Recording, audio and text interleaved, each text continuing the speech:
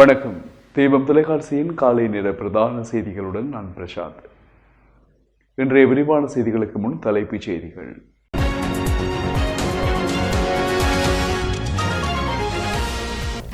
விமல் கம்பன்பில அமைச்சர் பதவிகளில் இருந்து நீக்கம், 11 பங்காளி கட்சிகள் இன்று அவசர ஆலோசனை.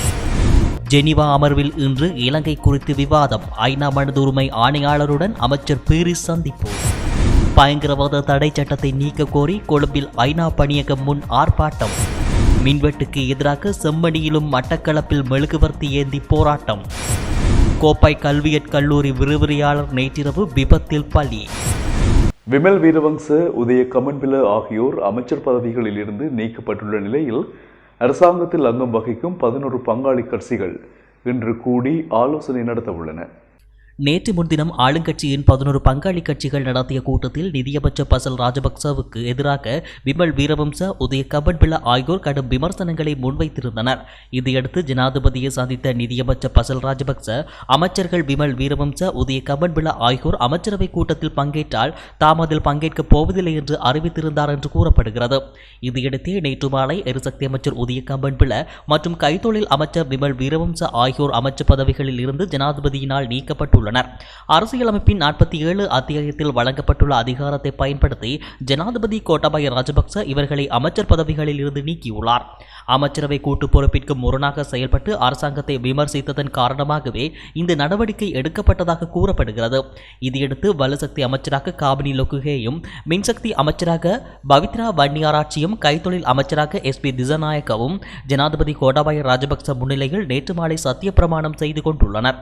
இதனிடையே நாடாளுமன்ற உறுப்பினர்களான விமல் வீரவம்ச, உதய கமன்பில மற்றும் வாசுதேவ நாணயக்கார ஆகியோர் கலந்து கொள்ளும் அரசாங்க கூட்டங்களை புறக்கணிக்கப் போவதாக அரசாங்கத்தின் பின்வரிசை உறுப்பினர்கள் தீர்மானித்துள்ளனர். அரசாங்கத்தில் அங்கம் வகித்துக் கொண்டு அரசாங்கத்தை விமர்சிக்கும் இவ்வாறான நபர்களை இனியும் பொறுத்துக்கொள்ள முடியாது என்பதாலேயே ஆளுங்கட்சியின் பின்வரிசை உறுப்பினர்கள் இந்த முடிவை எடுத்துள்ளதாக கூறப்படுகிறது.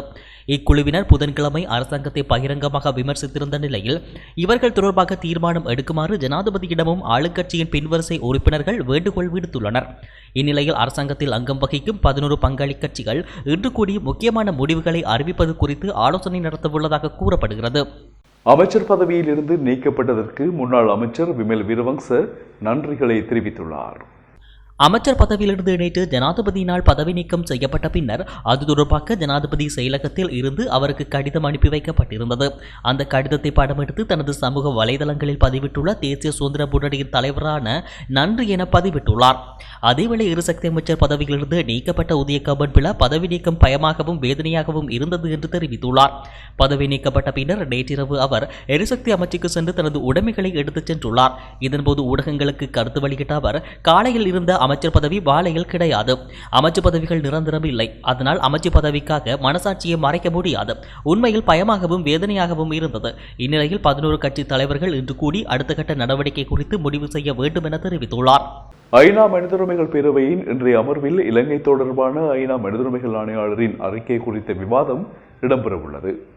ஜெனீவா நேரப்படி இன்று பிற்பகல் 4:30 மணியளவில் இந்த விவாதம் ஆரம்பமாகி நடைபெறும் என ஐநா பேரவை செயலகம் தெரிவித்துள்ளது. இதேவேளை வெளிவிவகார அமைச்சர் பேராசிரியர் GL பீரிஸ் நேற்று ஐநா மனித உரிமைகள் ஆணையாளர் மிச்சல் பச்சலட் அம்மையாரை ஜெனீவாவில் உள்ள அவரது அலுவலகத்தில் சந்தித்து கலந்துரையாடியுள்ளார். அவருடன் நீதியமைச்சர் அலி சப்ரி, ராஜாங்க அமைச்சர் பேராசிரியர் சன்ன ஜேசுமன மற்றும் வெளிவிவகார அமைச்சின் செயலாளர் அட்மிரல் ஜேநாத் கொலம்பகே ஆகியோரும் இந்த சந்திப்பில் பங்கேற்றனர். இந்த சந்திப்பில் பரந்துபட்ட விவகாரங்கள் குறித்து கலந்துரையாடப்பட்டதாக வெளிவிவகார அமைச்சின் தகவல்கள் தெரிவிக்கின்றன. அதேவேளை வெளிவிவகார அமைச்சர் பீரிஸ் ஜெனீவாவில் பல்வேறு நாடுகளின் பிரதிநிதிகளுடனும் சந்திப்புகளை நடத்தி வருகிறார்.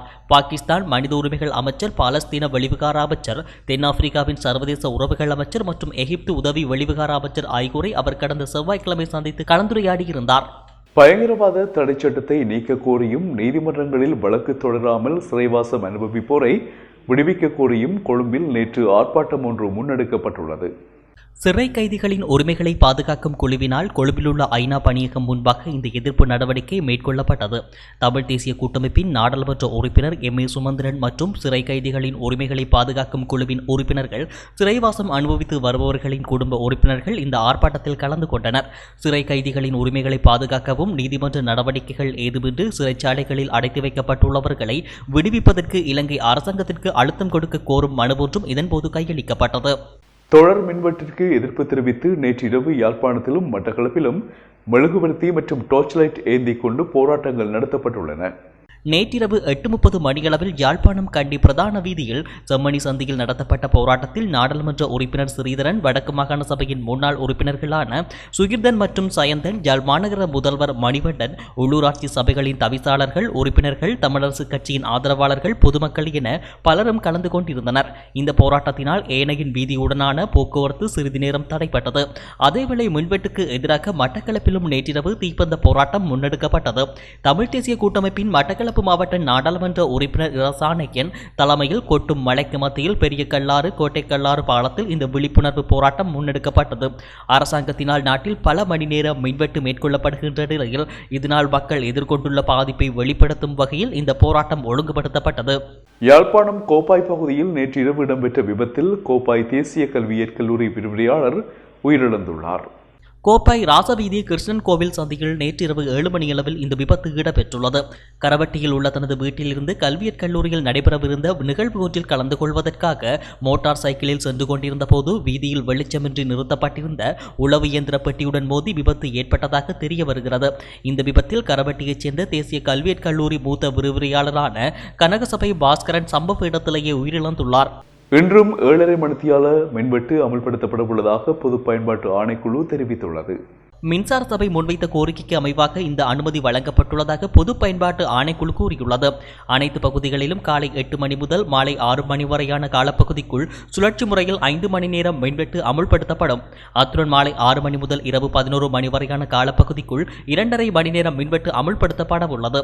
கடந்த 2 நாட்களாக கடைபிடிக்கப்பட்ட மின்வெட்டு சுழற்சி முறை இன்று மாற்றப்பட்டுள்ளது. காலை மின்வெட்டு அமுல்படுத்தப்பட்டவர்களுக்கு பிற்பகலிலும், மாலையில் மின்வெட்டு அமுல்படுத்தப்பட்டவர்களுக்கு இரவிலும் மின்வெட்டு நடைமுறைப்படுத்த என்றும் அறிவிக்கப்பட்டுள்ளது. அமெரிக்க தூதுவர் ஜூலி சங்க் நேற்று நிதியமைச்சர் பசில் ராஜபக்சவை சந்தித்து பேச்சு நடத்தியுள்ளார்.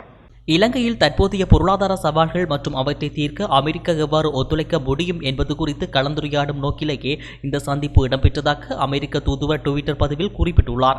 செழிப்பான, புதுமையான அண்டை நாடுகளுடன் இணைக்கப்பட்ட இலங்கை பொருளாதாரத்தை நாம் அனைவரும் விரும்புகிறோம். அதனால்தான் கோவிட்டுக்கு பிந்திய இலங்கையின் பொருளாதார மீட்சிக்கு அமெரிக்கா 17.9 மில்லியன் அமெரிக்க டாலர்களை வழங்கியுள்ளது என்றும் அமெரிக்க தூதுவர் தெரிவித்துள்ளார். கொழும்பில் அமெரிக்க தூதுவராக பொறுப்பேற்ற ஜூலி சங் பின்னர் கொழும்பில் நடத்தியுள்ள முதலாவது உயர்மட்ட பேச்சுவார்த்தை இதுவாகும். கொழும்பில் பதவியை பொறுப்பேற்ற பின்னர் ஜனாதிபதி கோட்டாபய ராஜபக்சவுடன் தனது நியமன பத்திரங்களை சமர்ப்பித்திருந்தார்.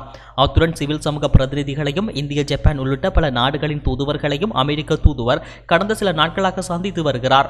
எரிபொருள் நெருக்கடிக்கு முகம் கொடுத்துள்ள இலங்கைக்கு உதவும் வகையில் இந்திய எண்ணெய் நிறுவனம் 13 எண்ணெய் தாங்கி கப்பல்களின் மூலம் எரிபொருளை விநியோகிக்க உள்ளது. இந்தியாவின் IOC நிறுவனம் ராய்டர்ஸ் செய்தி நிறுவனத்திற்கு இந்த தகவலை வெளியிட்டுள்ளது. அடுத்த 4 தொடக்கம் 5 மாதங்களில் இலங்கைக்கு பெட்ரோல் மற்றும் ஜெட் எரிபொருள் வழங்கப்படும் என்று IOC தெரிவித்துள்ளது. எரிபொருள் கொள்வனவு செய்வதற்காக இலங்கைக்கு இந்திய அரசாங்கத்தால் வழங்கப்பட்ட $500 பில்லியன் கடன் வசதியின் கீழ் இந்த விநியோகம் மேற்கொள்ளப்படும் என்றும் தெரிவிக்கப்பட்டுள்ளது.